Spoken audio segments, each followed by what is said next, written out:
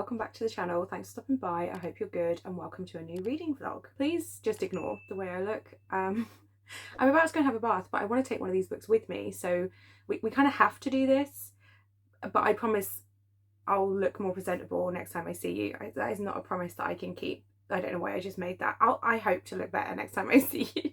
It's Thursday the 9th of May and we are like a week and a bit into May the TBR Be With You, the readathon hosted by my lovely friend Becca from the Becca Fowl. And I kind of wanted to do something Star Wars adjacent. Now, I don't really know a lot about Star Wars. I mean, I think I've seen the original 3 films a really long time ago. I know I've seen at least 2 of the prequels. That's about it. Everything else that I know about Star Wars, I've kind of picked up from just like people around me like Becca that love it.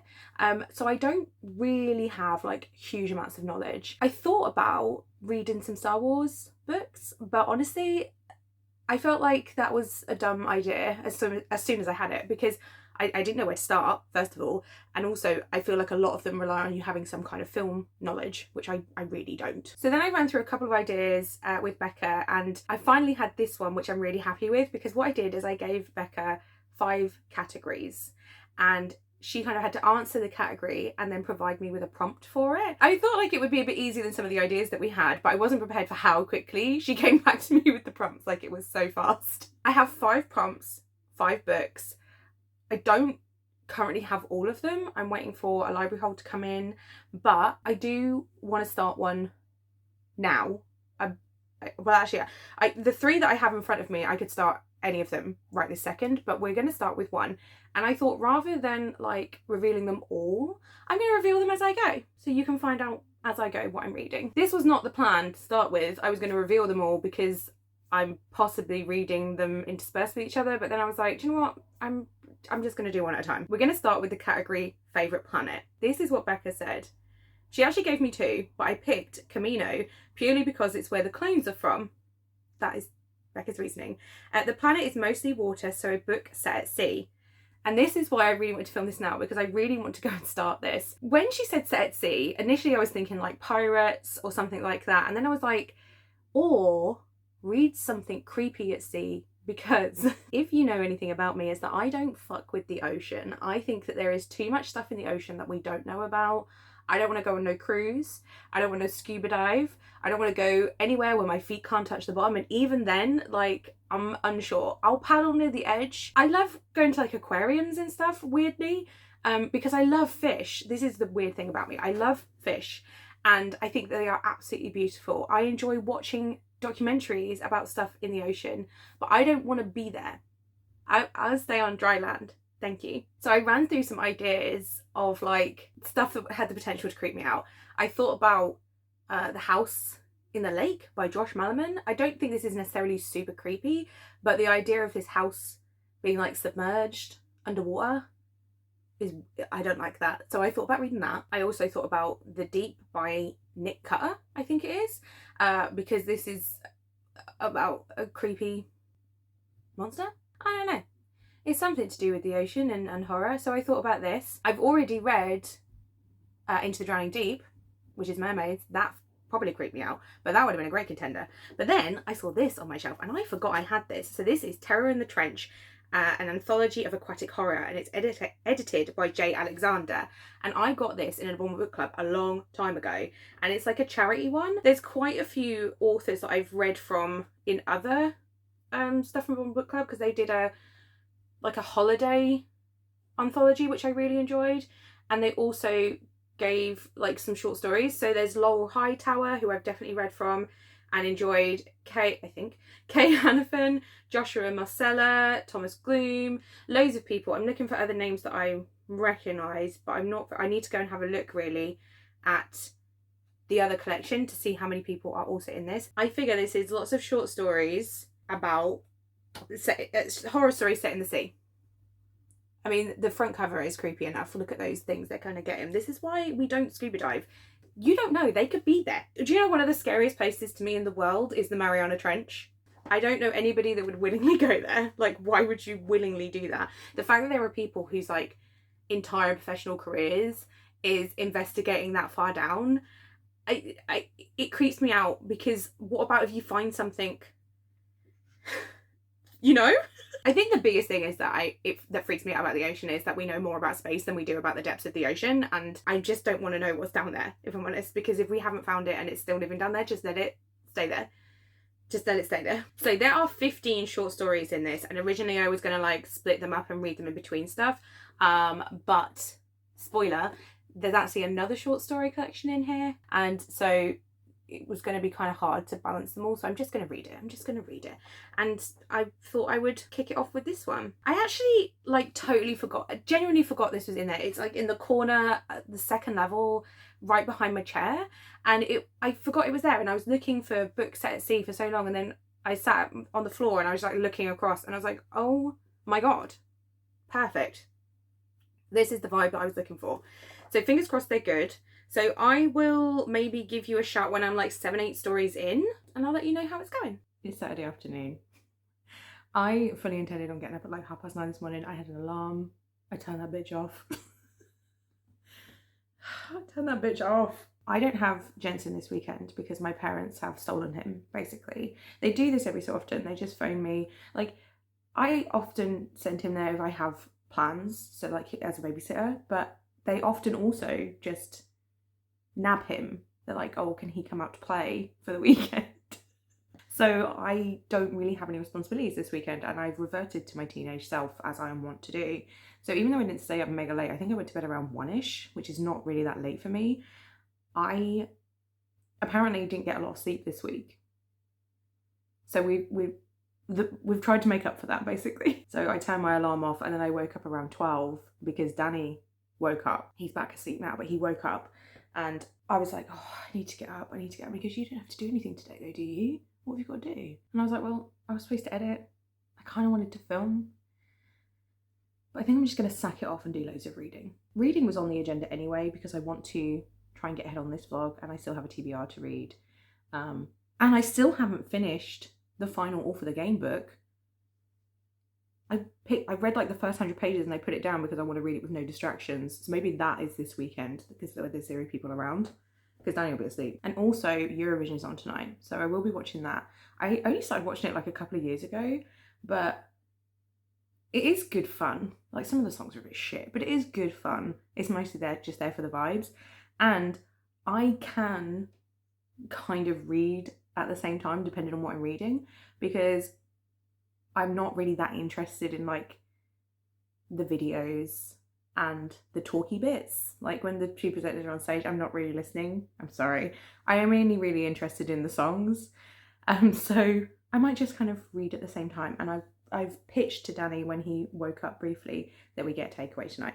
So cross your fingers. But the main purpose of this is to update you on where I am, because I'm about halfway through. I've actually read over half the stories now, because it's like 15, so I've read 8 and I have 7 left. It's a little bit of a mixed bag, but I kind of expected that going in. I would say that my favourite story so far has actually been probably the first one, Distress Call by Laurel Hightower. I messaged Becca, because obviously she already knows about the vlog, and I said, I picked up my first book for the Star Wars adjacent vlog, and it's short horror story set at sea. And the second page, this dude just clambered willingly into a World War II submarine that just randomly resurfaced after like 80 years. And I, out loud, went, oh bro, no bro, it was not good. And then I really wish that I was filming my face. I might try and film me reading some of this later, because some of them have made me be like, because it's under the sea. And then in the second story, which I didn't like, but in the second story, there was a Star Wars reference. And I was so excited. I messaged Becca and I was like, there's a Star Wars reference. And then I questioned myself and I was like, right, it's a Star Wars reference. It was. So that was pretty funny, because obviously I'm reading this for my Star Wars adjacent vlog, and here we are. I mean, this is going to be, I'll put spoiler tags, but I don't know. They're here anyway. But the first one was basically this woman and her like rich adventurer boss. They found this World War II submarine that just randomly resurfaced, and he went into it. Which, don't do that. That's really stupid. And she like gave him an allotted amount of time and then a bit longer, and he didn't come back and he wasn't answering the radio, so she went in after him, and oh my god, it was so creepy, because it was like really dark and dead silent, and then there was like no bodies of the sailors until there was bodies of the sailors, and it was like some of them weren't just sailors anymore, and it was really creepy. And the ending, well, I'll tell you. So basically, serious spoilers. if you're going to read this short story collection, some of the sailors in turned into like mermaidy-esque type creatures, and they were like feeding on some of the other sailors, and then she was trying to get away from them, and she clambered into a torpedo chute, but there was already one in there, so you can imagine how that went. Project Whale Song I didn't like, which was the second one with the Star Wars reference, because it was told like they'd found the black box after the fact, and it was supposed to be this woman giving reports to the black box, but it didn't read like that. And I think it was supposed to be lots of like consecutive updates, but because it just read like one stream thing, it was just like, I was so confused. And just the way that she was reporting things, it wasn't like you would report it to a black box. It was like she was telling a story, so it didn't, the concept didn't match, if that makes sense. Like the writing style and the concept, it just didn't work. The Angler and the Raven was pretty creepy. That was by Joshua Marcella. That was pretty creepy because it was like in the 1880s, I think it was, and it was like ghost kids, which is always really creepy. Deep Purple, I don't remember. Hang on. Oh yeah. So Deep Purple was like this, a cruise ship went missing and then reappeared, like, but underwater, and then these divers went down to figure out what happened. And I liked the concept because it was like this weird, like these creatures, and there was like electrical energy, and then they were trying to like get more people, and that was really cool. But I didn't like the structure of it. I didn't like some of how it was written. I understand it's a short story, but it just didn't flow very well for me. And then what was next? Melancholic Blue, I loved. That was by Mocha Pennington, and that was about like trying to get out of like an abusive relationship. It was really, really well handled, really well done for such a short story. And there was this like moment, so basically, again, spoilers, she snaps and kills her abusive husband on a ship and like throws him overboard. And apparently, if you, according to the short story, if you puncture the lungs, the body will sink. So she does that, and the other woman on board hears her do that and is trying to like get their story straight, because the person that she's killed is the other woman's husband's brother. So, and he's like steering the ship, but then they hit the storm, and then he comes back like the person that she killed, except it's not him. It's obviously some siren that's taken over his body. It was really, really creepy the way it was done. And my only gripe was like how quickly the brother realised that it was a siren. It was like he took a look at him and he was like, siren, and that was it. That was like my only gripe, but the rest of it was really, really well done. Oh my god, okay, yes, no, this was also one of my favourites. I forgot this was, this is what it was called, but the one after it was called Deep Water Siren by Nicola Capron. Do you remember at the start of this vlog, when I started reading this, I said like, one of the most scariest places to me is the Mariana Trench. Do you know one of the scariest places to me in the world is the Mariana Trench? The Mariana Trench. The Mariana Trench. Guess where that one was set? And it was basically this guy who was going into the Mariana Trench, and he went to the Challenger Deep, which is like the deepest part, I think. And he kept going deeper and deeper and deeper because he'd hear this song. It was like a siren song, and he kept going deeper and deeper, and the people up top were like, you need to come back, like we didn't even know it was this deep. And yeah, there was this absolutely massive like mermaid creature at the bottom, and it really, yeah, oh yeah, actually that might be my favourite because that one really kind of scared me a little bit. Escargot, Except It's You was fine. This woman wanted to get snails from the bottom of the sea and did some pretty horrendous things for it. And Werewolves and Tentacles doesn't sound like it should work, but it kind of did, except that it was by Spencer Hamilton. The thing was with that, it would have worked better as a longer story because there was kind of like events mentioned that happened pre-story, but I don't know what they were, so some of the impact of it was not really fitting. But basically it was set on like a deep water, what was it called? An underwater facility. Can't think of the word facility. They were in an underwater facility and they're monitoring this like gate to the void, I think. But one of them is a werewolf, which seems like such a dangerous thing to put in a deep water facility because, you know, if things go wrong. And then obviously they do go wrong. They do go wrong. But there was that was like a lot of like sci-fi fantasy elements, because there was werewolves and psychics and this gate and stuff, and that could really work. I would like to see that as like a longer story with a bit more fleshing out, because that would be really, really interesting. And that was where I left it. I think I have like 130 odd pages to read from this today, and then we can go on to book 2. But I think if I can read this today, I also really, really want to watch Kaiju number 8, because I think there's like 3 or 4 episodes out now, and I've been wanting to watch that anime since it was announced. I finished season 1 of Psycho Pass the other day, and I was going to go straight on to season 2, but I think I need like a little break, and I can't really say why, but I think I need a little break. But that first season was amazing, so good, really amazing. I loved the kind of story arc of it, and yeah, I definitely want to continue that series, but I think I need a break and watch something else.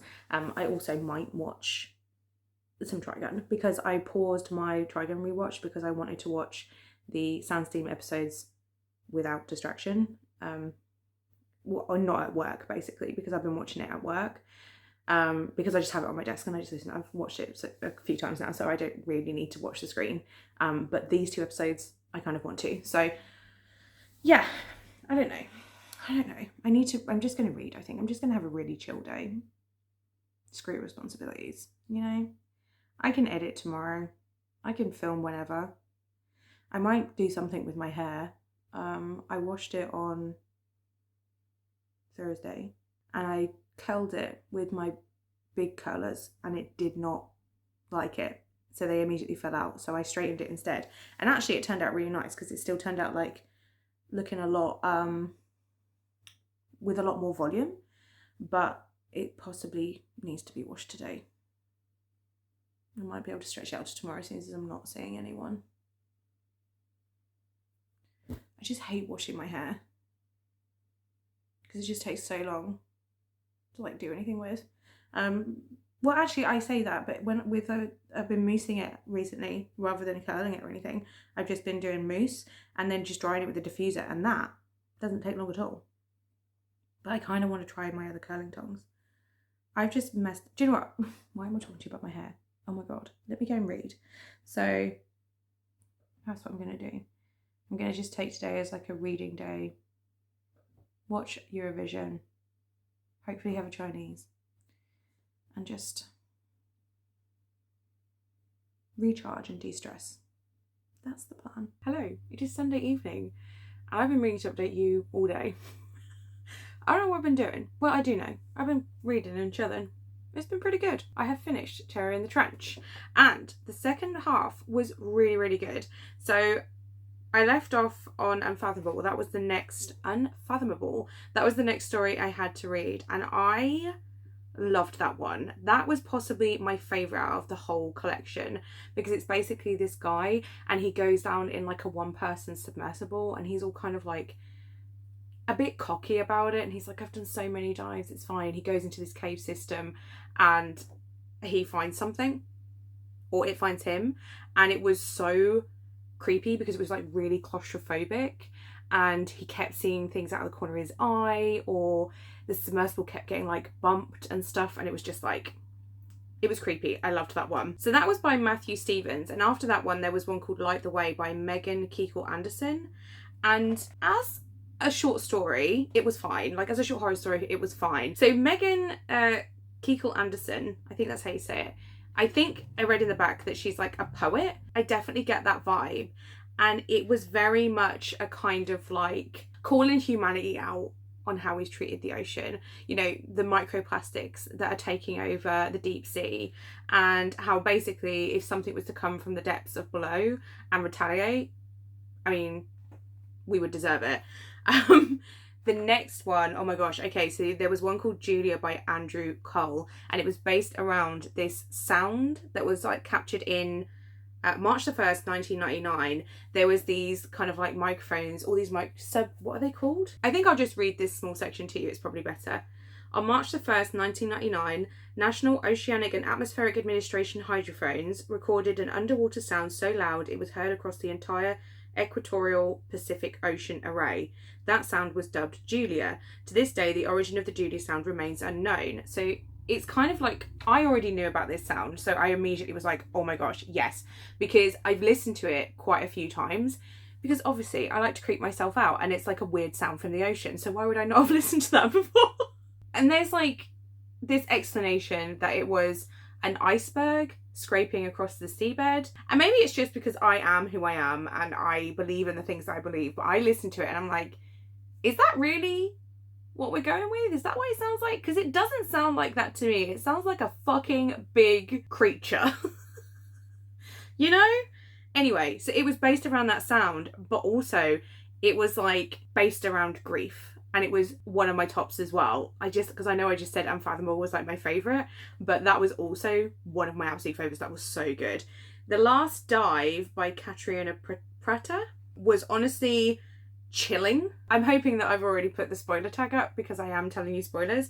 But that one was chilling because there was a creature, 100%. There was something in the ocean, but the most chilling thing was that her partner, who was supposed to love her, just fucking left her behind. He just swam away and left her behind. Like, that was wild. Pressure Differentials by Hannah Holbert was also really good because they were like based in the deep sea, working on like an oil pipe, and they had to go through like decompression or whatever it was, so they had to go through the different pressures so that they could survive on the seabed, and then there was something weird there obviously, and that was kind of really creepy, but also it was just the way, for me it was the way it was like made really obvious that they were in a very small house. They called it the house, but like this small base at the bottom of the fucking ocean where you have to go through all these pressure things, and like if you want to get out, you can't just like get out because you have to go through like decompression, you have to go through decompression for like 2 days before you can even go up to the surface. So like even if there's like an emergency, you can't just swim up. That's terrifying to me. The Many Goes to the Deep was also that was by Craig Warwick. I really liked that one as well. However, there was a slight annoyance because for some reason at the start of it they used the word mummy as in American, as in M-O-M-M-Y, and the rest of it was all set in England, the guys from Yorkshire, and for some reason that really irritated me. But it was basically about a plane crash and then having to like crash into the ocean, which is also something that terrifies me, shockingly, because you know, I don't want to go in the ocean. So it like crashes into the ocean and then there's something, a creature, once again. Like there's a lot of creatures in this, a lot of creatures. And The End of the Line by Jack Hardin, right, was the last story.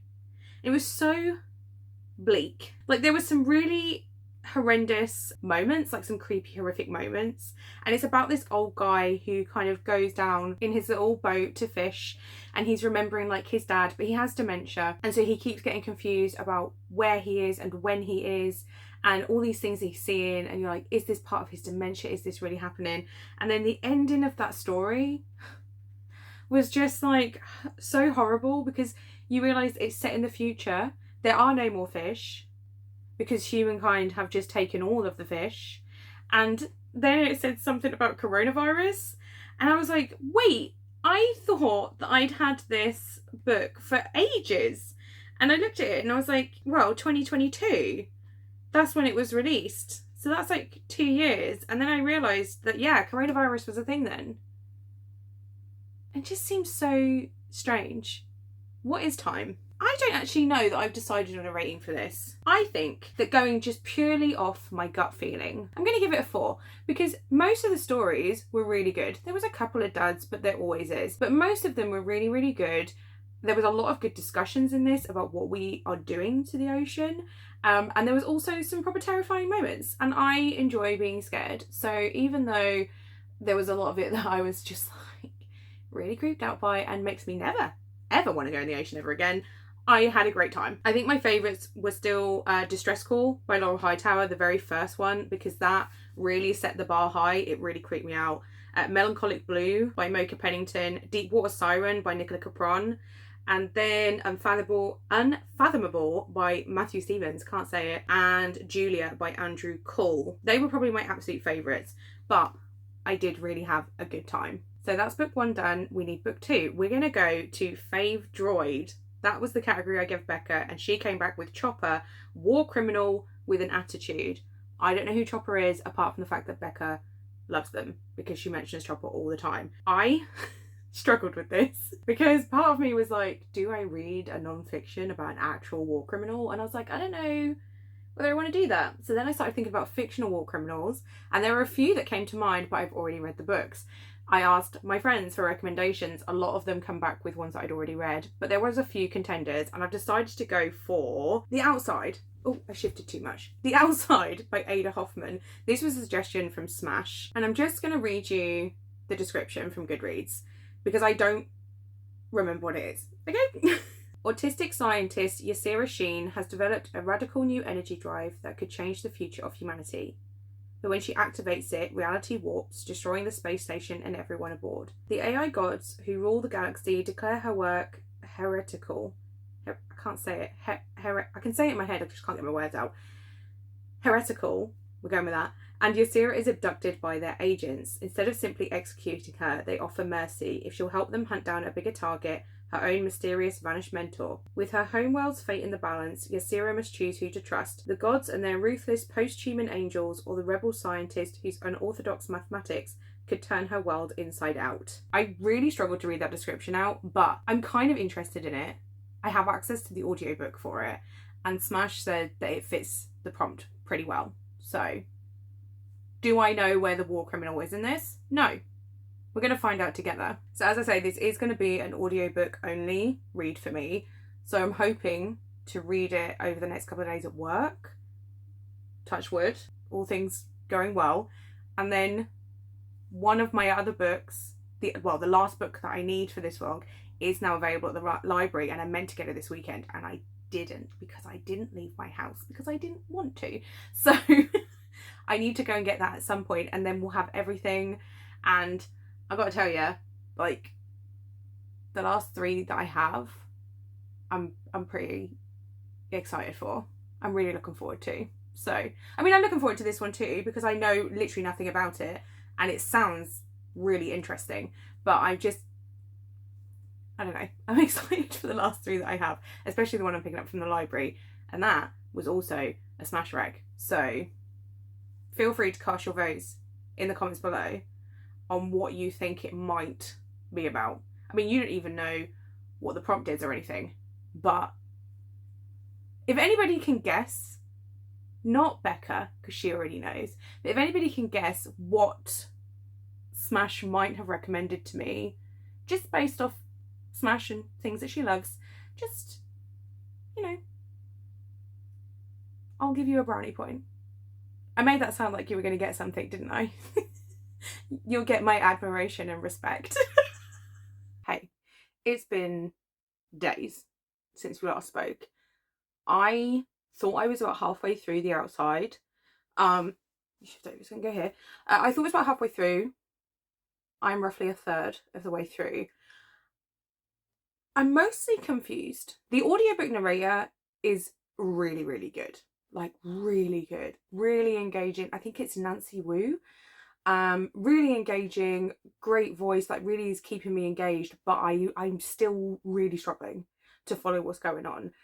I think that the concept is really cool because it's like there are these gods, right? But I get the feeling they're man-made gods because they seem to be like very technological. And angels, there are angels, right? But it's like humans can sell their souls to become angels, and then they get like almost like upgraded and become like cyborgs. So I'm thinking that's what it is, but the problem is that as engaging as that idea is, it's not been explained very well. So what I just said to you is what I think is happening, doesn't necessarily mean that's what's happening. Considering I'm not getting a lot of explanation on how the world works, there's not a lot happening. We seem to be waiting around quite a bit.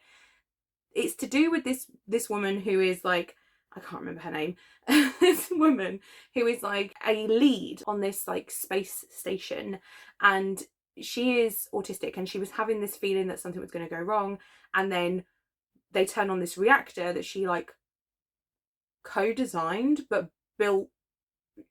She built it with like a group, but the person that she like co-designed it with has like disappeared. Her mentor has like disappeared, and so she has like finished the work and it's been built, and she's got this like really bad feeling that something's going to go wrong, and then it does go wrong. The lead up to that was kind of like weirdly paced, because it's just a lot of like, there was like a bit of introduction, and then the event took a while to happen, and then it happened, and once it happened, she kind of got whisked away by the angels. This is kind of basically all in the synopsis, I think. But she gets like whisked away by the angels, and now we're just kind of waiting for the next thing to happen. That's what it feels like. I am kind of intrigued.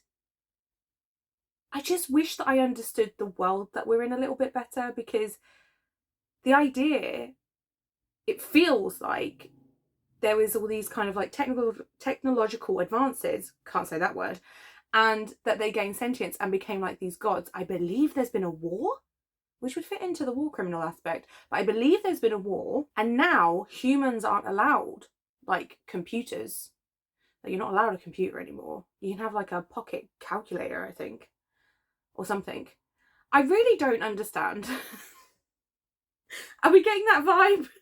But it does have a lot of good points. As I said, the narrator is fantastic, but it's also having some really good discussions about like, is it called neurodiversity? Because she has a very non-neurotypical way of looking at the world, and that seems to be doing really well. Like, I'm not autistic myself, so I don't want to say that it's brilliant rep, but it feels like it is, because there's been some discussions about her and her mentor, and they seem to have like differing degrees of it, and the way that they handle situations and the way that the people around them kind of accommodate them is really well done, or it feels that way to me anyway. There's also been some interesting gender stuff, because without going to any spoilers, there seems to be this kind of race. I know that I've been doing spoiler sections, but genuinely I can't do a spoiler section for this because I'm not sure that I understand it enough. Like, I don't I don't know enough about what's going on to be able to spoil it, but there is this kind of like alien race, or not an alien race, like a hybrid, I don't know. There's this section of people, right, that can change their physical appearance at will. And one of the characters that we're spending quite a lot of time with will regularly go between being a male and a female. And each time they change, the way they're referred to is changed, and it's just like happens so naturally. So like when they are presenting as a kind of like masculine figure, then in the text he's referred to as he. The character thinks of him as a he in all the descriptions. When he is also thinking of himself, or when we're in his head, he's speaking as a he. But when they switch to she, it just automatically switches. The main character starts thinking of her as a she, and they're referenced as she throughout, and it's just really interesting. That is being done really well. I'm just not really understanding what the actual, I don't understand where we are, and I don't understand how, but maybe that's going to count. I don't know. I don't know. I do know that I should be able to finish it tomorrow. I don't want to listen to it this evening. I'm going to just leave it as a like at work listen. So hopefully I'll be able to listen to it and finish it tomorrow. We still have 3 books to go. I'm doing really well on like my vlog plans, but my actual TBR, I'm falling behind. So I want to get the books for this vlog done as soon as possible, so that I can focus on the rest of my TBR until the end of the month. So even though I said I was going to do one at a time, I lied, because I'm going to do another one this evening, because I have one that I can definitely do in one go. So I gave Becca the category favourite character, and the response was Rekka, and the prompt that she's given me is has barbarian vibes, low intelligence, but a big softie who loves explosives. And I spent a lot of time trying to think of like a good barbarian character, and it's so funny because when me and Smash did the D&D classes vlogs, I also struggled with barbarian, and I think if I remember rightly I ended up going for Guts from Berserk, and I would have continued Guts, but I wanted to do something new.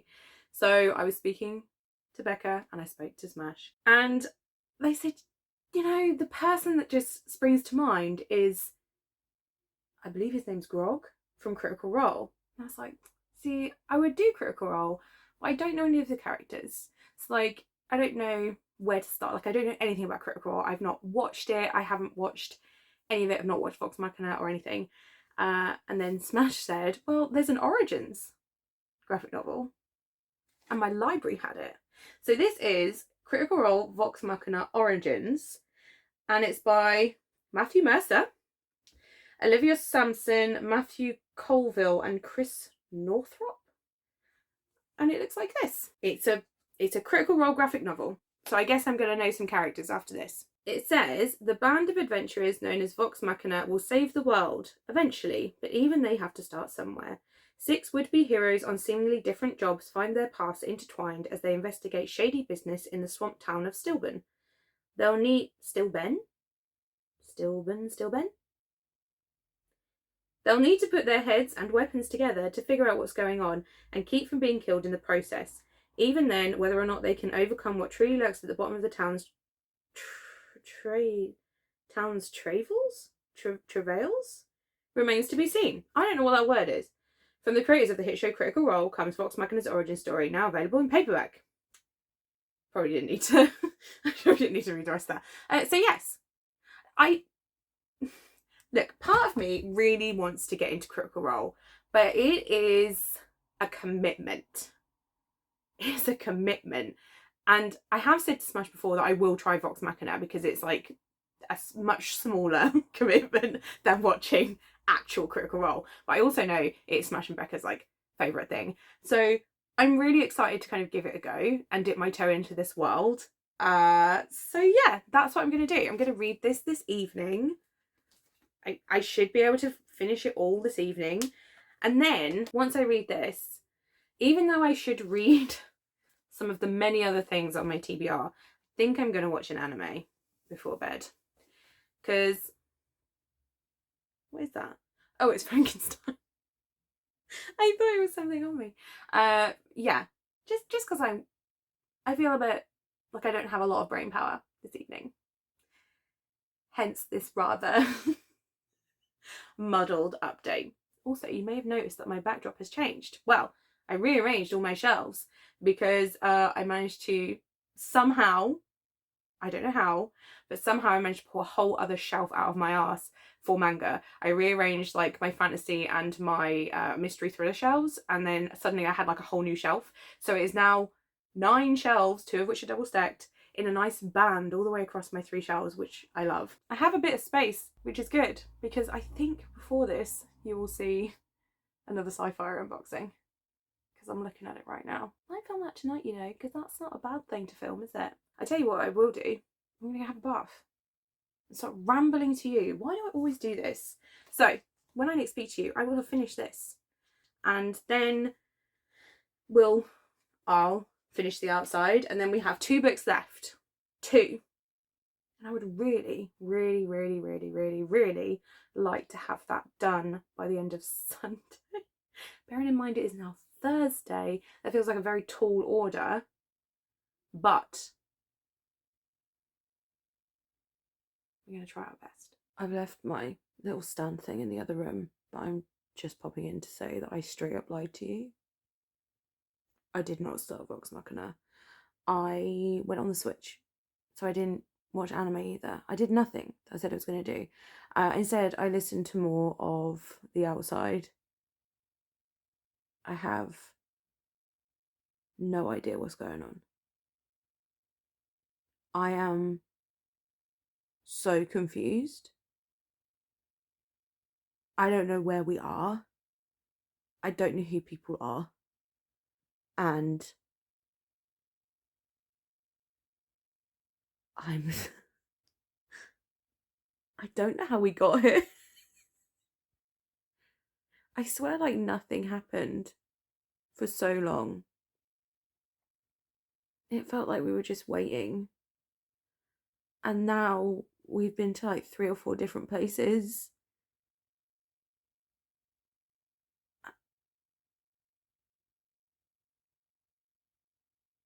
I feel really dumb. I feel so dumb. Because I don't know what's happening.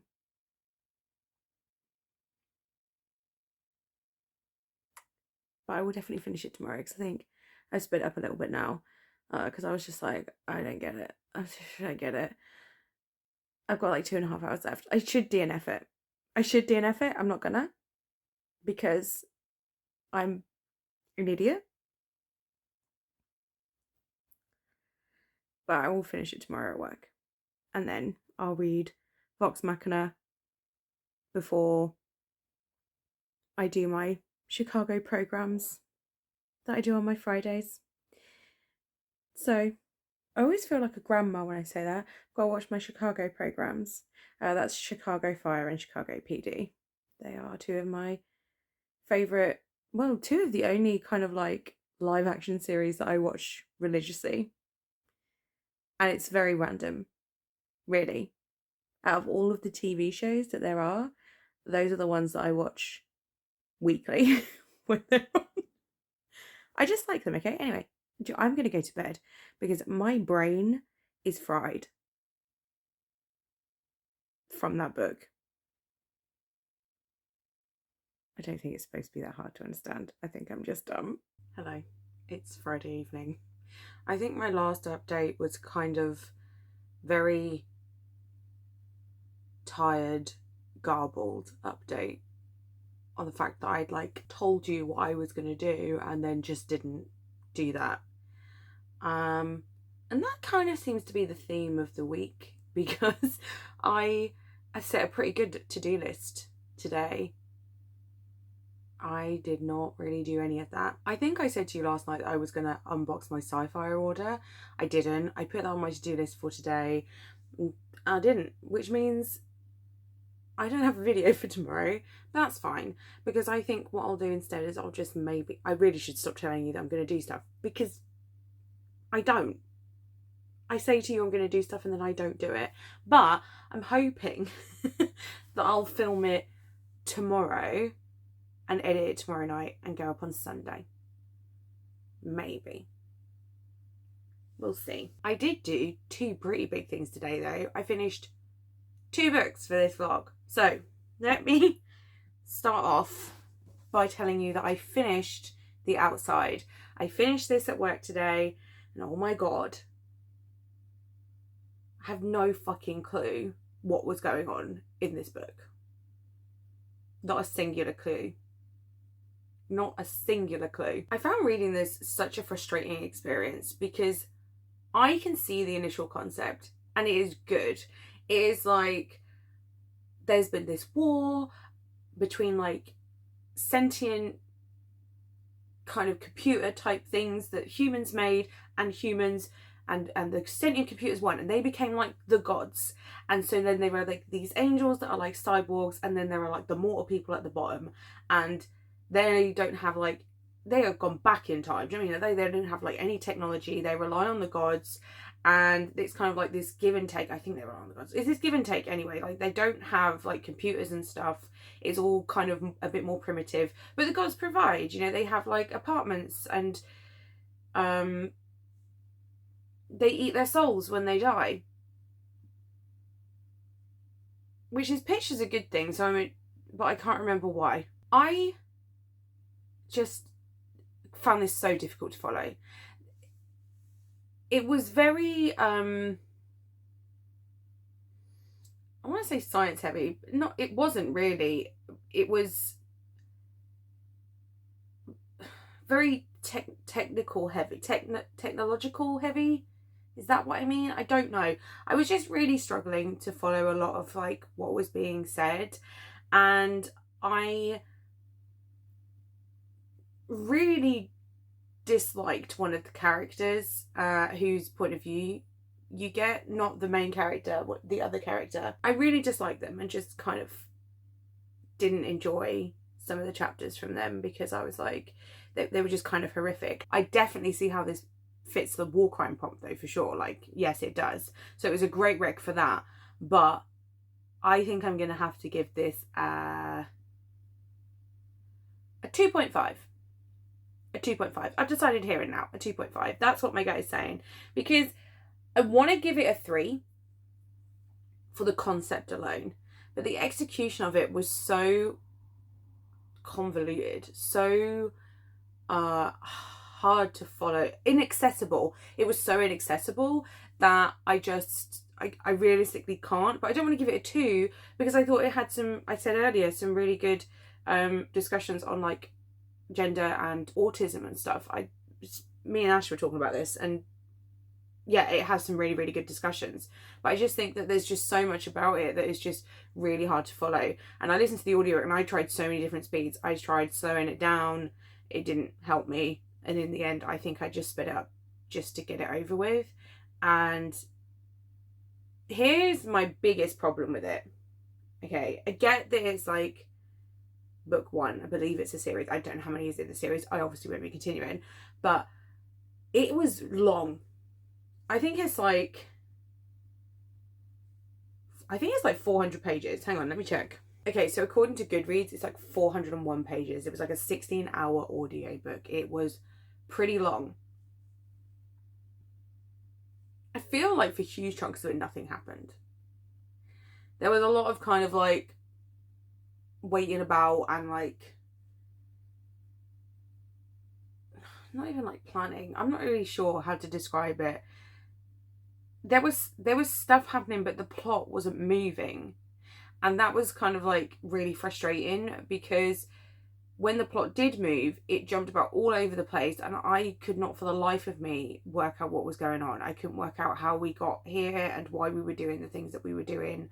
I guess I wasn't really following like the cause and effect, if that makes sense. Like, is that the phrase I'm looking for? Like, things were happening and then they were creating other things, but I wasn't understanding how they were creating that issue. Like, how were they creating that next plot point?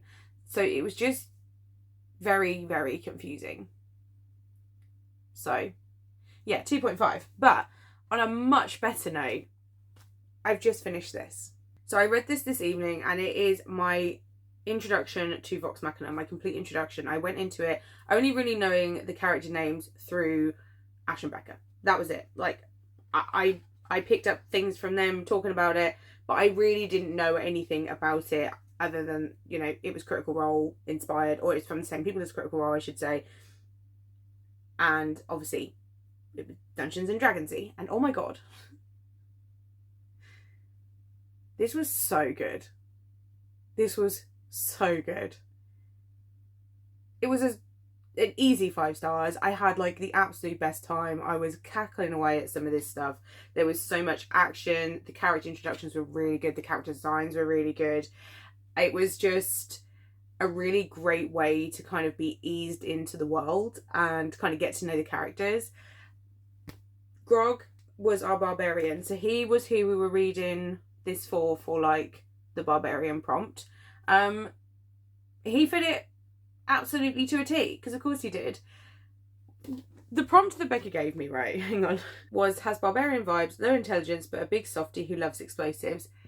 He definitely has low intelligence. He is a bit of a softie in some ways. And although he doesn't necessarily like explosives, I mean, he does cause quite a large fire.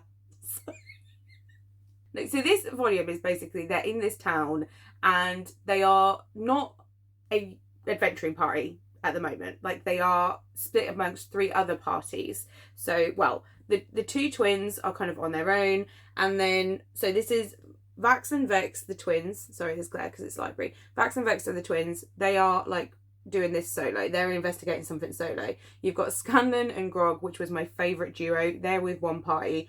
And then you have Calith and Tiberius. Tiberius? Tiberius. I got all their names right. Go me. You have Keyleth and Tiberius, who are in a different adventuring party. And they're all at this place where they think that the town has been cursed because all the babies are dying and it's really awful. And these 2 have been kind of like brought in by somebody that lives in this town that's being really affected. This town is called Stilben. And they're the ones that are kind of being affected by it, and they're trying to help them. Well, they're trying to investigate it, and then Scanlan and Grog are kind of just in this party that just is doing stuff for gold, or at least that's what Scanlan and Grog are doing it for. They're doing it for like money, treasure, and Scanlan just wants to tell a story. And then Keyleth and Tiberius are like these really good souls, but they are running with like a really horrible group, and basically they're all ended up in the same town investigating the same thing. Their paths cross, and then they ended up like kind of coming together as a group, and it is brilliant. It was so good. Are you kidding me? It was so much fun, and I'm really struggling to pick like a favourite out of them all, but I think I have a real soft spot for Grog. Not because I say recently, when we had a D&D campaign in our group, I played a Goliath Barbarian for the first time, and I had a ridiculous amount of fun doing it. And so it was kind of nice to read another Goliath Barbarian. It just made me want to play a barbarian again, because I was like, oh, okay, so I could use this, I could use that. But also, for the first time ever, Scanlan made me want to be a bard. But I can't pull off a bard. I can't pull a bard. I don't think I have the charisma and the talent to be a bard. But Scanlan made me want to be one, because he was just amazing. There was ACD references, there was a Queen reference. I was just having such a good time with the references, but also just him in general, because he was so like slick with it and so sly. Like there was one point which I don't know if he was using vicious mockery, but it was kind of that vibe. And there was like, I'll put a spoiler here just in case. There was basically like this group of bad guys, and they're all like dressed in black and they're all menacing. And then this one, he's like, oh man, you don't look as good as the rest of them. Like, did you not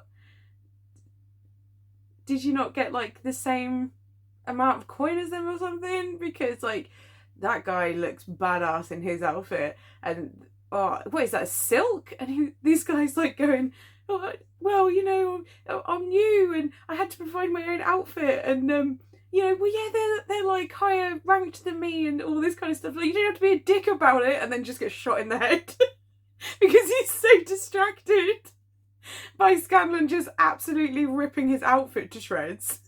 But in a really like, I don't even know how to describe it. He was just like so nonchalant about it, so just like, oh man, like, oh, like it was so perfect. It was like probably one of my favourite moments. And then just Grog every time. There was this one bit where they said, was it Scanlan said to Grog something like, oh, you know, do you want to do that? And he was like, no. And he was like, yeah, you do. He's like, oh, yeah, I do. It's just so fun. And it also did get to meet Trinket the bear, which I have heard of Trinket the bear, and so that was really cool. So yeah, it was really, really good introduction. I wanted to get the next volume, because apparently, I'm not sure, I think there's like 3 volumes of Origins, but my library doesn't have it. So that's sad. So I'm going to have to find some other way to read it. And I did immediately go and watch the trailer for the first season of Vox Machina, and now I really want to watch it. So while we're here, let's get book 4 ready to go. I'm going to do this category next, which is fave movie. Becca's answer was Revenge of the Sith, and the prompt she gave me was morally grey character. Anakin is a little shit, but he was also brainwashed. Valid. So I hummed and hawed about this for a long time, because a lot of grey characters that spring to mind, I've already read the books or the manga, because I absolutely love a morally grey character. I don't know if you know that about me. I don't know if you've noticed. It's one of my favourite things.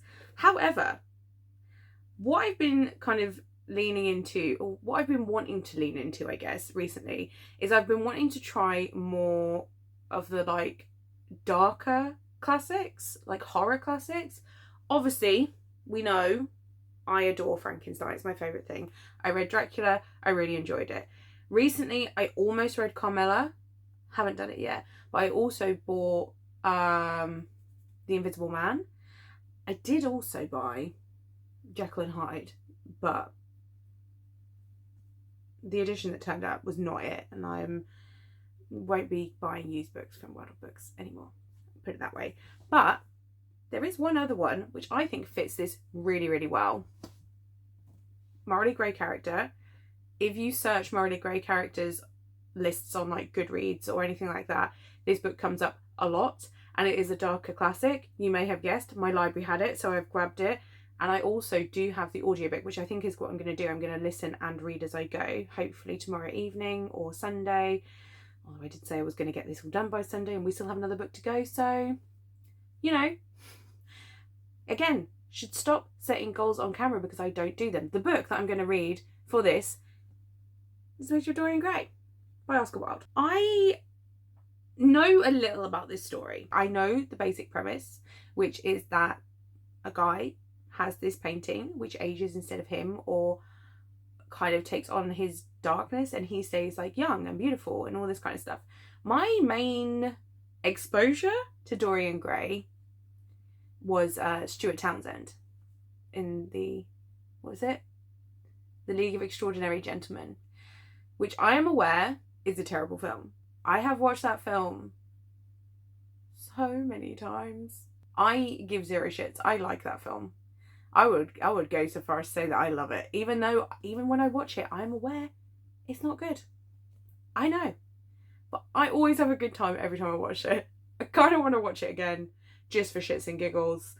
But that has kind of been my main exposure to Dorian Gray. I did not watch the Ben Barnes movie. Was it Ben Barnes? I think it was Ben Barnes. I didn't watch his movie, but I am going to read this. So, like I say, I have the audiobook. It's not massively long. It's less than 250 pages, I think. Yeah, it is. It's less than 250 pages. And I've got the audiobook. I'm going to sit and kind of read them together. Not right now, obviously, because it's getting pretty late and I need to go and watch Chicago. But I'm very excited to give this a go. I have not read a lot of classics in my life because the classics that I have read I didn't enjoy, and I think I was just reading the wrong types of classics. Like, I think I tried Pride and Prejudice, not for me. I think I tried Jane Eyre, although fun fact, I read that when I was young and I got scared by Jane Eyre. Creepy Woman in an Attic, no thank you. No thank you, and I'll probably never go back to it. But the horror classics that I've been reading, I've been enjoying a lot more. I've been very put off by the language, I think, but I don't actually know when this was written. I say language, I mean like the writing style it's very different, and I've always really struggled with it. This was written in 1891, or this was first published in 1891 apparently. So, and there's Oscar Wilde on the back. So this will be my first Oscar Wilde, and yeah, I'm just rambling. That's what I'm going to read. He's definitely a morally grey character. It's in his name. It's Sunday evening and I'm here to update you because I have finished The Picture of Dorian Gray. I fully intended on updating you when I was halfway through, because that's where I got to last night. I stopped halfway through last night, but here's the thing, okay? My weekend went a little strange. So to start off with, Saturday went as planned because me and Jensen, we went to the seaside where we met my friend Rachel, who I haven't seen since like 2021. I'm pretty sure it was like pre-COVID or that kind of era. We were trying to figure out when the last time we saw each other. We couldn't remember. It was the last time I went to stay at hers, which was definitely pre-COVID, but we think it was when we went to the Tutankhamun exhibition that happened in London, which was in 2021, and I'm not sure which came first because I don't understand time anymore, but it was then. So we haven't seen each other for a really, really long time. It was her birthday yesterday. It was also Ash's birthday yesterday. Ash, if you're seeing this, happy birthday. I already wished her a happy birthday, but why not wish it again? So she messaged and said that she was going to come down to the seaside town near where I live with some friends, because her friends, they live like where Rach is from originally is like an hour away from where I live, so not that far, but she's then moved to Devon, so she's very far away from me now. So because she was at home for her birthday, her and some friends were coming over to this seaside town near me, and so me and Jay went and we met up with them and we had a really nice time. We did the arcades, we had like fish and chips, Jensen had chicken nuggets and chips, we went to the joke shop, we went to some other souvenir shops, we had ice cream. I had cherry and white chocolate cherry, and normally that is not what I would go for, but it was so nice, we'd definitely have it again. And then we kind of went back to the cars, Rachel opened some presents, and then me and Jay, because we didn't have as far to travel as everyone else, we went back to the arcades for like another like 20 minutes or something, and then we went and got some sweets. We got some nugget and some rock, and Jensen got some Pez, and then we came home, and it was lovely until we got home. And to start off with, it was fine. It was a really, really lovely day yesterday, and one of my neighbours decided to have a barbecue and make it everyone else's problem. The barbecue, no problem. What was the problem was the fucking rave that was happening. And that is not an exaggeration. I took a video just outside my front door and it was ridiculous. I could hear the music in every room of my house and I was really, really stressed. It was because no matter where I went, I could hear it. And it wasn't even just the bass, like I could actually hear the music, but the bass was going right through me and I was really, really stressed. And Jensen was getting stressed because he didn't like it. And I was thinking, you know, if this is going to carry on, I didn't know how long it was going to carry on for, and Jay had to go to bed, and so I was just getting myself really worked up. So I phoned my mum and I was like, please take Jensen because I am spiralling. Obviously my mum and dad jumped at the chance and came and got Jay, and he got home only about like 10-15 minutes ago. So they took him overnight and then he's had a lovely day with them. They've been out for a walk and they've been to the playground, so he's had a really, really nice weekend, which was the main thing. But yeah, it's like last night after he went, I just immediately put my headphones on and just tried to drown it out. I was like curled up in bed trying to drown it out, and it was all done and dusted by like 8:30, 9 o'clock. That was when I kind of was like, okay, it's been silent for a while, I think it's over. But it had been going on for 3 to 4 hours. And I know it was the daytime and I know it was a barbecue, but I promise you the volume of the music was insane. Like it was as if I was at a music festival. That was the level. Damn good sound system. That's all I can say.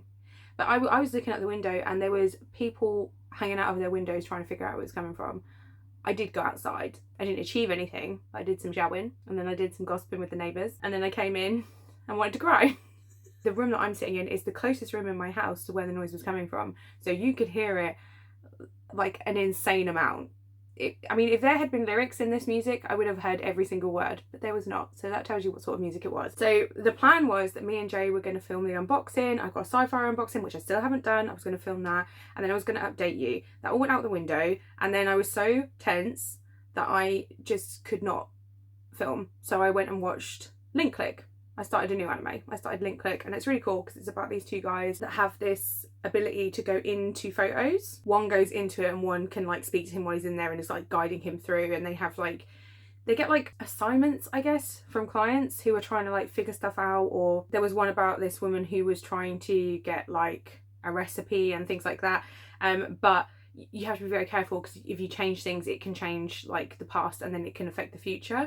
And it was really, really cool. I really like the art style because it's Chinese, so it's a bit different to the like Japanese anime that I'm used to. So I really, really enjoyed that, and I'm about halfway through the first season. I'm very much enjoying it, so I'm planning on watching some more of that tonight. But today I basically slept so long. I think yesterday I was tired anyway because I did a lot of walking yesterday, which is unusual for me, and then I think just the stress of it all just really wiped me out. And I know it sounds stupid to say that I was really stressed by this, but things like that do really stress me out. I don't know if it's like a sensory issue or something, but if I fixate on a noise, it's literally all I can hear, and if it's not a noise that I want to be hearing, it can really like affect me. So I was struggling, so I was very tired today. So I slept in, I got some good sleep, and then I woke up and I did a few jobs around the house and I had a shower, and then I listened to the rest of the picture of Dorian Gray, and I enjoyed this way more than I thought I was going to. Now don't get me wrong, like part of me really wants to give it a 5 stars, but I think I'm going to give it a 4.5 because there were some times where I was like, we're not focusing on the bit that I would prefer to focus on. I felt like sometimes it time jumped a bit, and we were spending a lot of time talking about things where it didn't really have that huge impact on the story. But I really, really liked the main story. Like, that main storyline was absolutely fantastic. Dorian Gray is definitely a morally grey character, but I would say the most morally grey is Lord Henry. So at the start, you're introduced to Lord Henry, I think it's Lord Henry Wotton, and Dorian Gray through their mutual friend Basil Hallward, and they are introduced at the same time. And Dorian Gray is absolutely stunning. Like, he is beautiful. He is about 20 years old and he is so youthful, but just very, very attractive. Like, everybody is very enamored with him, including Basil, who, it feels like it's more than just like painter and muse. Like, Basil seems to have genuine affection for him, genuine attraction to him. It feels very queer. It definitely kind of has that undertone, and it definitely feels like there's more to Basil's feelings towards Dorian Gray. So Basil is painting this portrait of Dorian, and it's like the best work he's ever done. And Lord Henry kind of makes this dig about like, oh well, you'll always have the painting when you don't look like you do now. Like, when you get older, you can look back on it. And he kind of feeds into this insecurity, I guess, that it feels Dorian Gray has about how he is kind of like only worthy to people because of how he looks. Like, people only really care about him because he is very beautiful, and will that change if he's not? So when he sees the finished portrait and he sees how handsome he looks in it, how attractive he looks, and how young he looks, he like freaks out and starts going like, you know, I wish that this painting would age instead of me. Like, I don't want to look back at this and see this when I'm an old man, blah, blah, blah, blah, blah. And then he says something like, if I could, I'd sell my soul so that the painting will age and not me. It's all very kind of fraught, and the three of them part ways. But Dorian Gray and Lord Henry become quite staples in each other's lives. Like, they start spending a lot of time together. And it's sad because Basil's kind of like pushed to the side.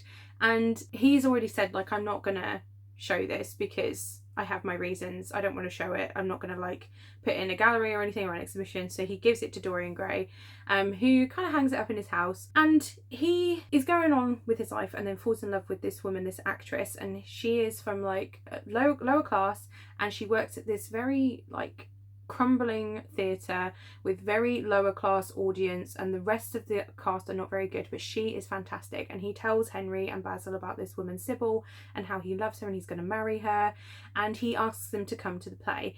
And he's been going backstage to meet her, and is like only told her his first name, but they're going to get married, and she refers to him as Prince Charming to everyone. She doesn't tell anyone about him, or anyone his name rather. This night that he takes Basil and Henry, she is absolutely awful. Like, she's terrible.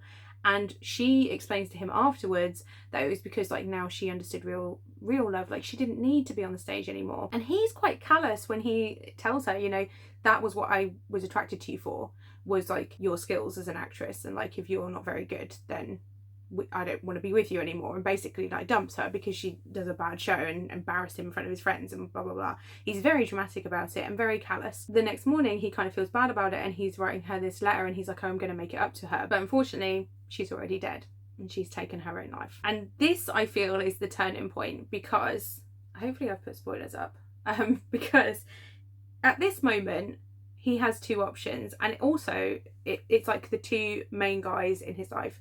He could have gone to Basil, and Basil would have like supported him and helped him grieve, and possibly like taken him to see the girl's mum and tried to like make amends for it all. But he instead was with Lord Henry. Lord Henry did come to him first, that's true, but he had a choice, because Henry's like, look, come to the opera. Just come to the opera, meet my sister. It'll be great. And he does. And he lets Henry convince him that it's in the past now and there's nothing that can be done about it. No one even knows who you are. Just come to the opera. It'll be fine. And when Basil finds out, he's like, I can't believe that you would just go to the opera. Like, I tried to come and see you. I figured that you would be like really upset. And then they said you weren't here. And I assumed that you'd gone to see the girl's mother, not the opera. Surely not. And that's like the turning point, I think. And that is when Dorian Gray first notices that the picture is starting to change. So he sees a change in like the eyes and in the corners of the mouth that just start to make it look a little bit cruel. And then obviously as it goes on, he doesn't age and the painting does, but it also takes on all of the corruption that is showing on his soul, because he kind of allows Henry to lead him down this darker path. And the thing with Lord Henry is, right, I don't necessarily think that he is a bad person. I don't think that he does bad things. He just is very careless with his words and his ideas. He throws around these theories and these kind of what would be thought of as like heinous or like heretical kind of thoughts and ideas, and he just kind of throws them around like it's nothing. And he doesn't really care. He doesn't want to talk about like serious things all the time, and he's very kind of dismissive of certain things. He's got a very strange view on women, but he's not like an evil guy. He's not doing these things.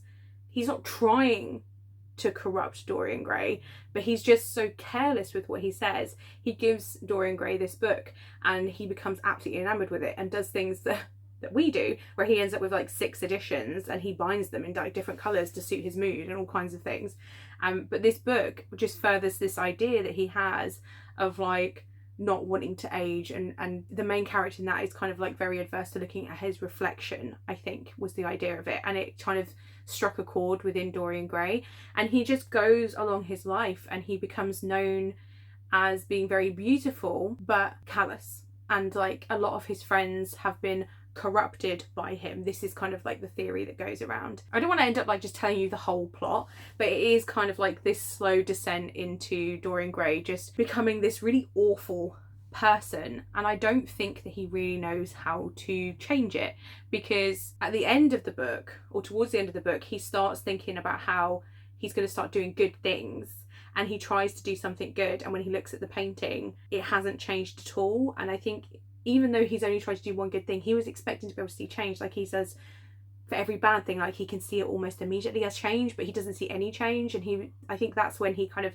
gives up and is like, it's too late. I can't turn this back. Serious spoilers now, because the worst bit in the book for me was that I absolutely loved Basil. I thought he was a really, really lovely character, a really nice guy. There was quite a few times where I felt quite sad for him, because I felt like he'd been pushed out and like he'd lost something that was very important to him. Like his friendship with Dorian was very important to him, and it kind of got snatched away by Henry, and it was really sad to see.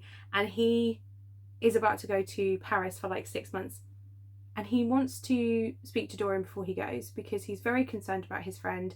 They don't see each other very much anymore, and he's had all these rumours about all these terrible things he's done, and he doesn't want to believe it, but he just needs to speak to him. And so he lays it all out for Dorian, and he's like, you know, these are the terrible things I've heard, and I know that this is not kind of like who you are, and I just can't leave without talking to you about it, and don't like turn your nose up at me because you don't want to talk about it, you don't want to talk about yourself, but I'm really worried about you, basically.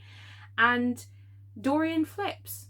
He absolutely flips, and he decides that it's all Basil's fault, which it's not. And he takes Basil up to where he's hidden the painting, up in this like hidden locked room, and he shows it to him, and he's like, you know, this is what you did this. And Basil is just like dumbfounded, because there is his signature on the bottom. This is apparently the painting that he painted, and he can't understand what's happened. And Dorian explains to him, you know, like, I sold my soul, I guess, and this shows you what my soul was really like. And Basil is absolutely heartbroken, and they have like this conversation, and something is said, and Dorian just absolutely flips and kills him. And it was like one of those moments where I was just like, I was so shocked, because it's been so long since I've watched any adaptations. About the only other adaptation, because I think I said at the start of this that the adaptation that I was most familiar with was The League of Extraordinary Gentlemen, which obviously is just Dorian Gray as like a part character, so it's not really a full adaptation of his story, it's just part of it. But I did watch the Matthew Bourne ballet a very long time ago, and I had kind of forgotten how it all played out, so I was not really expecting that to happen. And so I was really, really shocked and really sad, because I really, really liked Basil, and I think that was the moment there was no coming back from. Like, it takes Dorian a long time to realise it. Like, when he starts trying to do a good deed and it doesn't work, he realises, but I think from that moment on there was absolutely no way for him to kind of like correct the destruction he'd already done on his own soul. And from there, you kind of get to see those things that Basil was talking about, those fears that Basil had. Like, he's heard all these rumours about how Dorian corrupts his friends, and we meet one of those friends that he kind of like ruined the friendship of, and he drags him into this and kind of like ruins his life even more. You can then kind of see Dorian realising he's done all these terrible things and he doesn't know how to change it. And then at the end, I don't know, do I want to say the end? Okay, triple spoilers, okay? But at the end, when he realises there is literally no hope, he decides to destroy the painting, but rather than the painting being destroyed, it's himself. So when he stabs the painting, he actually just stabs himself, and the painting goes back to being like what it was when Basil first painted it, and everything that was on that painting now goes back onto his physical form. So he now looks really old and really, I was going to say wizened, but also it's just like all of that corruption is now showing. So like, it's not just that he looks old, like he looks horrendous. When they finally kind of get into the room, they find him and they don't even realise it's him until they like see what he's wearing and check his rings and stuff, and then that's when they realise who it is, and that's how it ends. And I just thought it was so good, man. So good. I knew bits and pieces of the Dorian Gray story, obviously, but I didn't know the full thing. So like, the reason that I can't give it 5 stars is just because sometimes I felt like Lord Henry and Dorian Gray were having these conversations for a really, really long time, but they were not really about the things that I wanted them to be talking about. But it was still really good, don't get me wrong, but I just think I can't quite give it a 5 stars. I did really enjoy the writing style, and I have to say, like, massive props to Russell Tovey, who did the audiobook for it, because he did an amazing job, like really, really fantastic. It was very, very engaging. All the voices were fantastic, and yeah, definitely added to the enjoyment for me. So I'm really, really glad I read it. At the start I was like, I don't think this is maybe as dark as I thought it was going to be, but then it did get dark. I don't think there's much else in Oscar Wilde's kind of like catalogue that I would read. I know that he wrote The Importance of Being Earnest, but that's a play and I don't really read plays, but I did really, really enjoy this. I realised that I didn't hold this up hardly at all, but I couldn't be bothered. But it definitely fit the prompt of morally grey character, because like I say, you've got Dorian Gray, who's morally grey, Lord Henry is definitely morally grey, and then you had my little Basil, who wasn't morally grey. I loved him. So now we are on to the final book of the vlog, and I do realise that I said I was going to finish it all by Sunday. Let's just forget I said that. It's fine. The final category that I gave Becca was favourite lightsaber, and she came back with the purple one, and that's to read a book with a purple cover. And the note that she gave is, it's only because of the story behind why there's only one of its colour. Samuel L. Jackson is the best. And I had a look because I do vaguely know this story anyway, but I went and listened to him talking about it on Graham Norton, and he basically said that he wanted a purple one because in the big fight scene he wanted to be able to find him. Like when there was loads of lightsabers flying around, he wanted to know exactly where he was, so he asked for a purple one, and then was like, yeah, it's because I'm like the second strongest Jedi out there, so I need my own one. And I just love that Samuel L. Jackson was like, I want a purple lightsaber, and George Lucas was like, I mean, it's Samuel L. Jackson. Anyway, the book that I'm going to read for this is something that I bought on a whim when I was staying with Emma. We went to Waterstones and I saw this back cover. It was on like a one of those trolley things, like waiting to be put back on the shelf. I don't know, I was so drawn to it, so I picked it up, and this is the front cover, and this is called Cursed Bunny, and it's by Bora Chung, translated by Anthony Herr, and from what I understand, it is a collection of short stories. Oh, I can just read this. Cursed Bunny is a genre-defined collection of short stories by Korean author Bora Chung. Blurring the lines between magical realism, horror and science fiction, Chung uses elements of the fantastic and surreal to address the very real horrors and cruelties of patriarchy and capitalism in modern society. And I just thought it sounded pretty cool. But I'll be honest, it was a total cover buy, and that is very purple. That is super purple.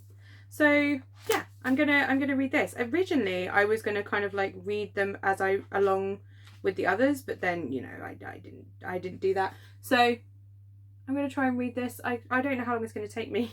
I mean, technically you were supposed to have this vlog on Wednesday, and I haven't started editing it yet, so that's not gonna happen. So it might be Saturday. So as long as, if I can try and get this read in like the next couple of days, then I'll have plenty of editing time and it'll all be fine.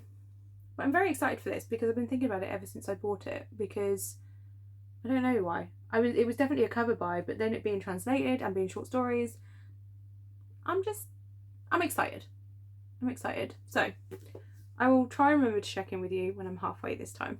It's been a while since we last spoke, but I'm here to update you on Cursed Bunny and then wrap up the whole vlog. I did fully intend to come and update you halfway through, but it took me a while to get halfway through, and there is a reason.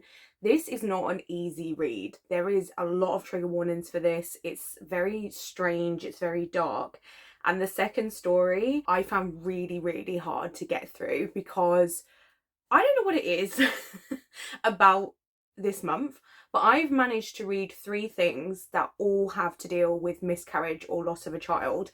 And the second story in this was basically about this woman who gets like pregnant, but by taking too many birth control periods. It was very control periods? Control pills. She took too many birth control pills and it made her pregnant, but it was like an unfertilized egg is how it was described. So the whole thing was about how she needed to go and find a father for this baby, and all of the medical professionals in there were really horrendous, were really horrible to her, treated her like an idiot. And then she went through all this whole thing, and then it explained in quite a lot of detail the birth and the loss of the baby, and there was some eerie similarities to my miscarriage. So I found it really, really difficult.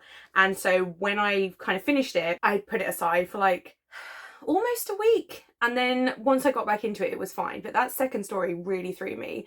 And without going into too much detail, the similarities were things like she was on her own, had to get to the door to let the ambulance people in, which is basically what I had to do. And there was just this, I remember when I was pregnant with Jay, the medical professionals were so good, but there was always an odd one that treats you like you're being paranoid. And it's like, I'm not being paranoid. I've just been through something really traumatic and I want to make sure that doesn't happen again. I would like to protect my baby. So yeah, that brought up some interesting emotions. So let me tell you about the rest of it. That was called The Embodiment. It was really good, and it's very difficult to because it's about blurring lines between magical realism, horror and science fiction. Chung uses elements of the fantastic and surreal to address the very horrors and cruelties of patriarchy and capitalism in modern society. And I do think that that one was kind of about single mums. Do you know what I mean? Like the way that she was treated, because she didn't have a father for her baby. The medical professionals really looked down on her. And I think it was this kind of discussion on single motherhood and how single mothers are treated and how they're perceived, like having a baby with the dad not in the picture, like people can be really judgy. And also I think I personally read into it a lot about kind of how women are dismissed by medical professionals, and because they kept saying to her, like, you need to find a father for this baby, and she kept saying, what happens if I don't? And they're like, you just need to find one. And she's like, but what will happen? Like, tell me what will happen. And they just wouldn't tell her what the outcome would be, and the outcome was pretty horrendous. And I just really felt for this woman because she's asking the questions and being totally rejected or just dismissed. And I think quite a lot of us have been in that position where we go to a doctor and we're like, hey, I'm really worried about this, and then I'm sure it's nothing. Oh, you're being paranoid. But maybe I'm just reading into that on a personal level. The first story was bizarre, and that was kind of really set the tone because it was about this woman who suddenly this head came out of her toilet, but it was made of her own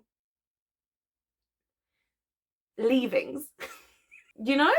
And this head just kept appearing in her toilet through her entire life, and it was getting like bigger and making like a body, and was watching her out of the toilet and all this kind of stuff, and then like took her place when she was old. It was bizarre, and I think it was kind of talking about like things that I who knows, not me.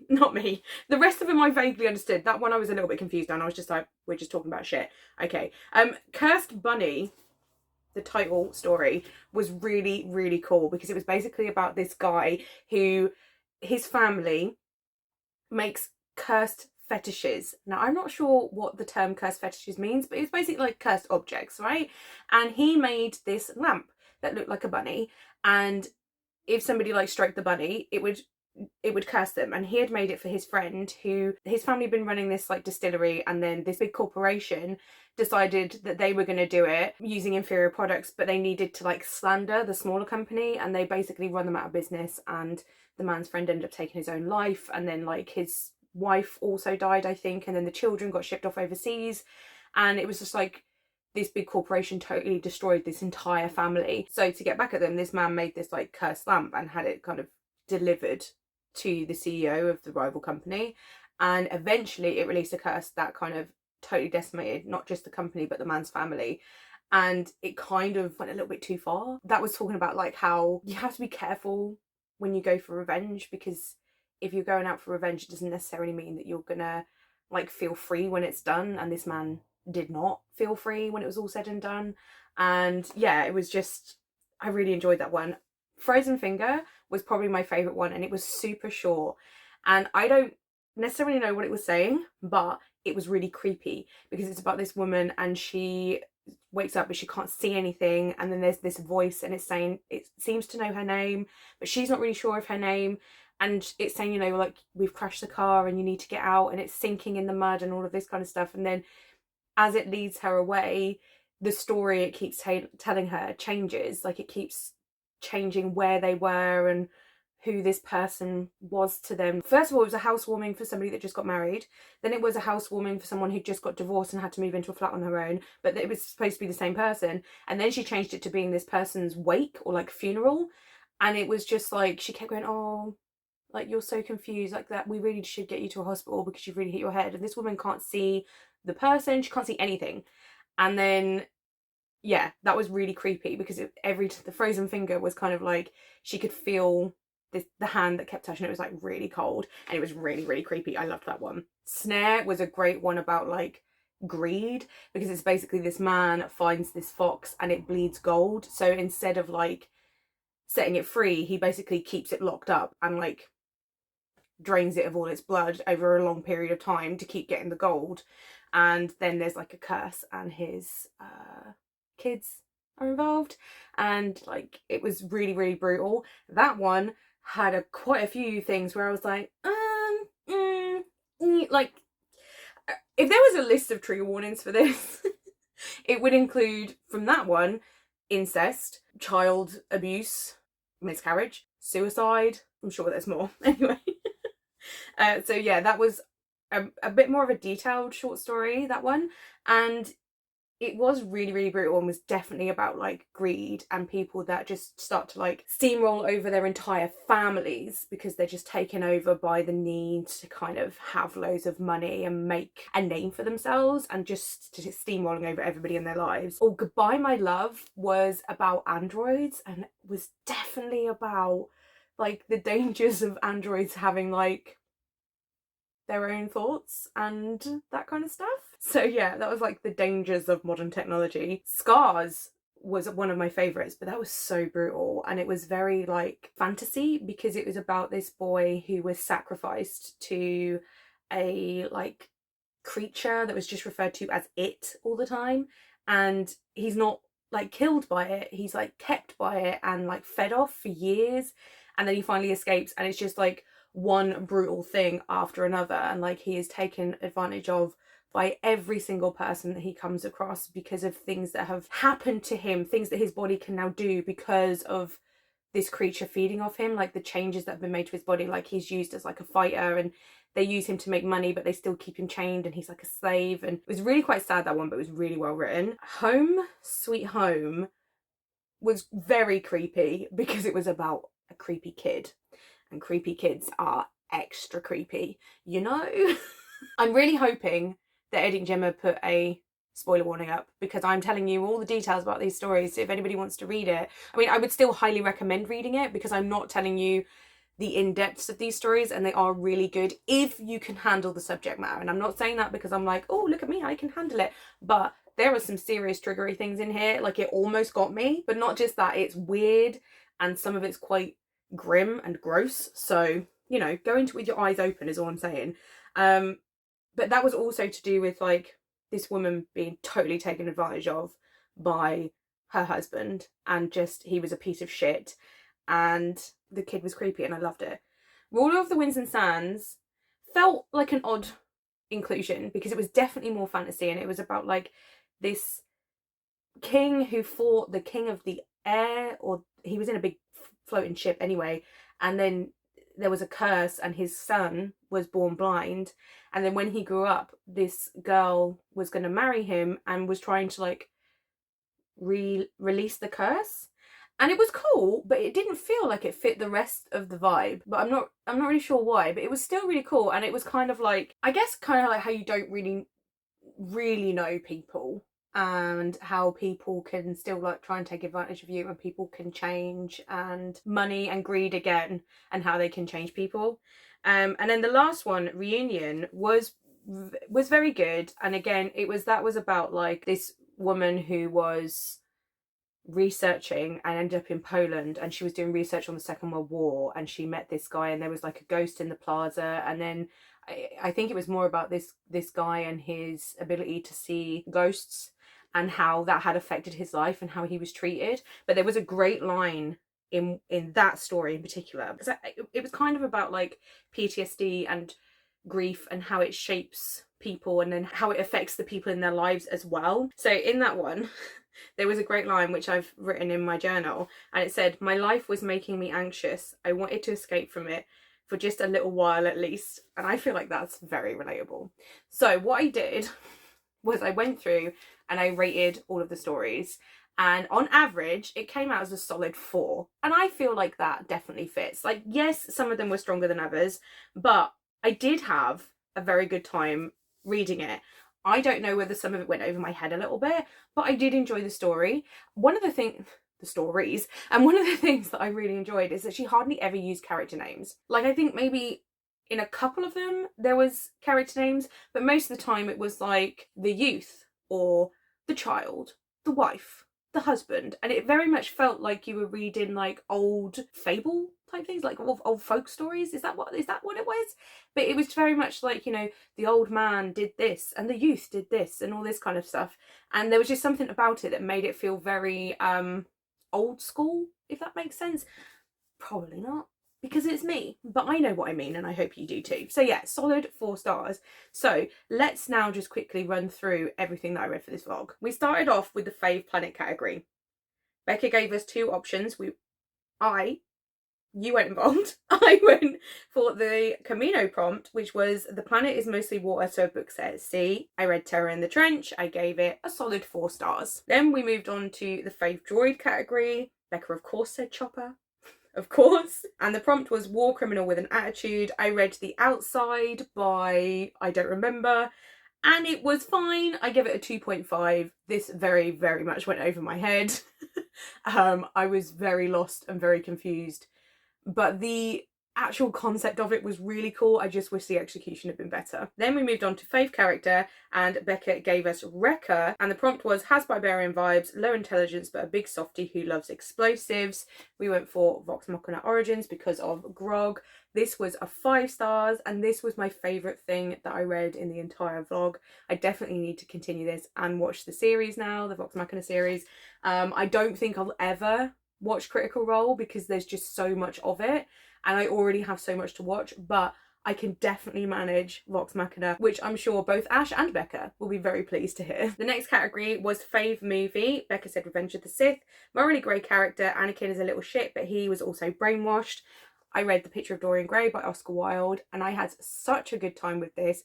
I was nervous going in because it's a classic, but it's a darker classic, and as we know, those tend to be the ones that work for me, and I gave it a 4.5. I really, really enjoyed it. And our last category was fave lightsaber, and Becca of course said purple because of Samuel L. Jackson, and she is correct, and we read Curse Bunny, a solid 4 stars. And I do like the fact that I started and finished with a short story collection. We bookended the whole vlog with short story collections, and I hardly ever read short story collections, so it was nice to kind of 1, read 2 of the ones that are on my shelf, and 2, rate them highly, because Terror in the Trench was a 4 and Curse Bunny was a 4, and I think a 4 for short story collection is really, really good. It just shows that there was so many good stories in these, because if I can rate it on average a 4 star, that's pretty good going. So that's it for this vlog. If you have any thoughts on anything that I read for it, let me know in the comments below. Feel free to tell me what your answers would have been to any of the categories if you like Star Wars, or if you just want me to know you're here, that purple heart is always appreciated. I nearly said purple lightsaber, but it's a purple heart. Thank you guys so much for watching. If you're not already subscribed and you'd like some more content from me, remember to hit that button, leave a like if you want to, and I'll see you in the next one. Bye! Hello, welcome or welcome back to the channel. Thanks for stopping. Today is Thursday the 9th. Fuck my life. Go away. And The End of the Line by Jack Hardin, right, was the last book. And it was the last book. Has developed a radical new energy drive that could change the future of humanity. The AI gods who rule the galaxy declare her work heretical? And then says something like, if I could, I'd sell my pole. I was the first star. Samuel L. Jackson. Chung uses element.